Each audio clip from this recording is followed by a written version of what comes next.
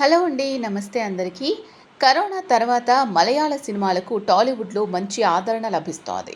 అక్కడ హిట్ అయిన సినిమాలను తెలుగులో డబ్ చేస్తే ఇక్కడ కూడా మంచి విజయం సాధిస్తున్నాయి. అందుకే ఈ మధ్య కాలంలో తెలుగులో మలయాళ సినిమాలను ఎక్కువగా రిలీజ్ చేస్తున్నారు. గత వారం సర్వైవల్ థ్రిల్లర్ 'ఆడు జీవితం' రిలీజ్ చేశారు. ఇక ఈ వారం అదే జోనర్‌లో మరో సినిమాను విడుదల చేశారు.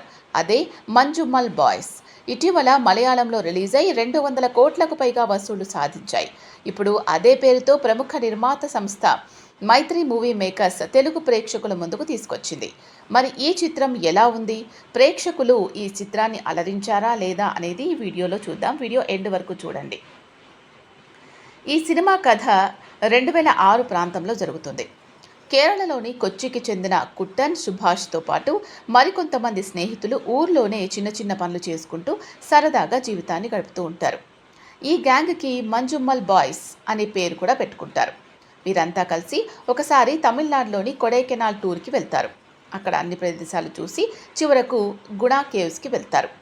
అది చాలా ప్రమాదకరమైన గుహ. ఆ గుహల్లో చాలా లోతైన లోయలుంటాయి. వాటిల్లో డెవిల్స్ కిచెన్ ఒకటి. అందులో పడ్డవారు తిరిగి వచ్చిన దాఖలాలు లేవు. అందుకే ఆ ఏరియాకు టూరిస్టులు వెళ్లకుండా డేంజర్ బోర్డు పెట్టి నిషేధిస్తారు అటవీ శాఖ అధికారులు. కానీ మంజుమ్మల్ బాయ్స్ అధికారుల కళ్ళు కప్పి నిషేధించిన ప్రాంతానికి వెళ్తారు. ఆ గుహంతా తిరిగి తెగ అల్లరి చేస్తారు. ఇంతలో అకస్మాత్తుగా ఓ లోయలో పడిపోతాడు సుభాష్. తర్వాత ఏం జరిగింది? సుభాష్ని కాపాడడానికి తోటి స్నేహితులు ఏం చేశారు?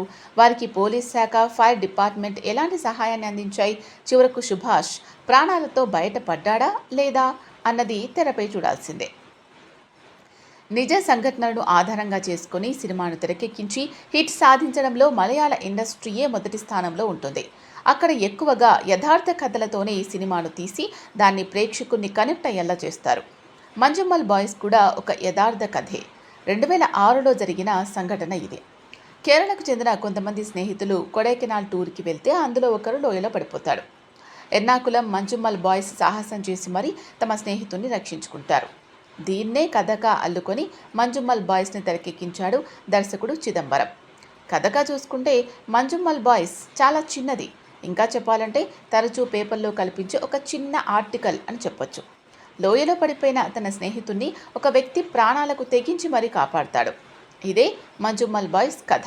ఈ యథార్థ సంఘటనకి దర్శకుడిచ్చిన ట్రీట్మెంట్ ఉత్కంఠకు గురిచేస్తుంది. సినిమా చూస్తున్నంతసేపు మనమే ఆ లోయలో చిక్కుకున్న ఫీలింగ్ కలుగుతుంది. కొన్ని చోట్ల భయం కలిగితే మరికొన్ని చోట్ల అయ్యో పాపం అనిపిస్తుంది. లోయలో పడిపోయిన సుభాష్ పరిస్థితి చూస్తుంటే తెలియకుండానే కన్నీళ్ళు వచ్చేస్తాయి. సుభాష్ని కాపాడడం కోసం తోటి స్నేహితులు చేసే ప్రయత్నం, వారు పడే ఆవేదన గుండెల్ని పిండే.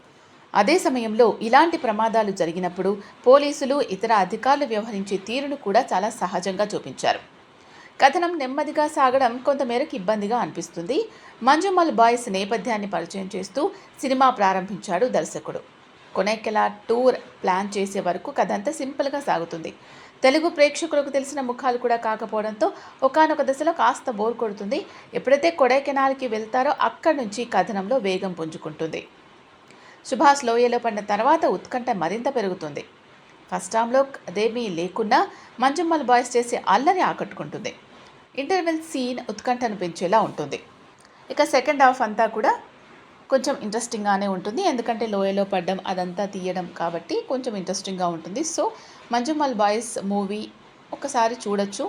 చూసి మీ ఒపీనియన్ ఏంటి అనేది తప్పకుండా షేర్ చేసుకోండి.